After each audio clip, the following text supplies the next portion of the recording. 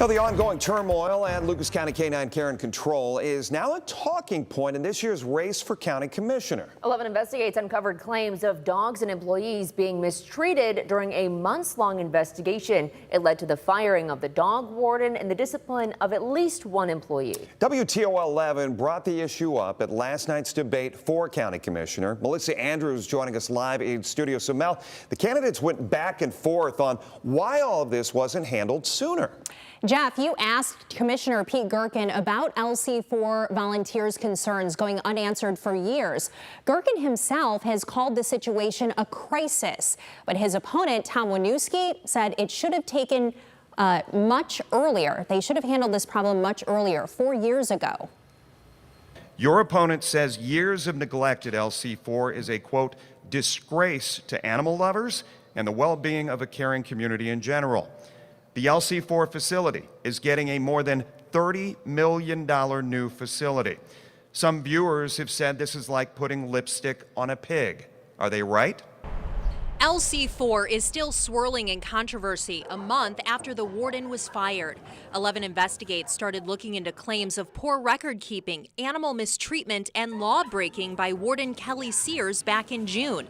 But volunteers were looking into those problems long before that. These numbers, this one seems requesting public records on their own back in 2020 and reporting them to commissioners in 2021.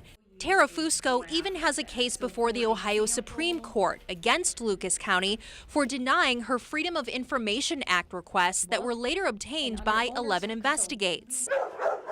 She says no one listened to the volunteers' claims for years, despite Commissioner Gerken stating at the debate that the issues were recent and investigated properly. It was more so, I believe, the ability of the news to listen and to get involved and bring the community into it, making it public knowledge of what was going on.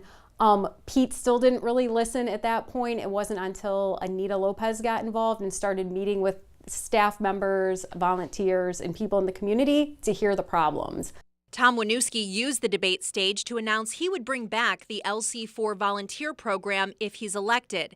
It was paused in August when Gerken said employees were being threatened by volunteers. We're going to restore the volunteer program when I'm elected commissioner so that there is some good balance and oversight. I will do that in the next 10 days. We're not waiting for Tom promises of doing that. Fusco hopes the promises aren't just a political stunt. I would like to see the program come back sooner than later because it really does enrich the dogs. However, I won't like to see it rushed just for political gain to make it seem like all of a sudden a problem that's been left for 4 years, nothing happened, that all of a sudden, you know, oh, we should bring it back. I asked the commissioners yesterday before the debate for an update on the hiring of a new dog warden and the status of the volunteer program. I was told there was no update on a warden and that an announcement would be coming soon regarding the volunteer program as details were still being finalized. I'm told that is still the case today. Jeff. And Mel, we want to point out we had no idea that word on the volunteer program was going to be brought up last night. Another thing I wanted to ask you, Commissioner Gerken also pushed back on the claims from employees at LC4 about abuse and treatment. He called them uncorroborated. Well, Jeff, that's simply not true. We have 3 documented complaints, including an on-camera interview from employees regarding a coworker parading around the heads of decapitated dogs. To be fair, decapitations are necessary to do rabies checks. However, we do have multiple reports of employees complaining about the treatment of the animals and staff after those procedures. For 11 Investigates, I'm Melissa Andrews.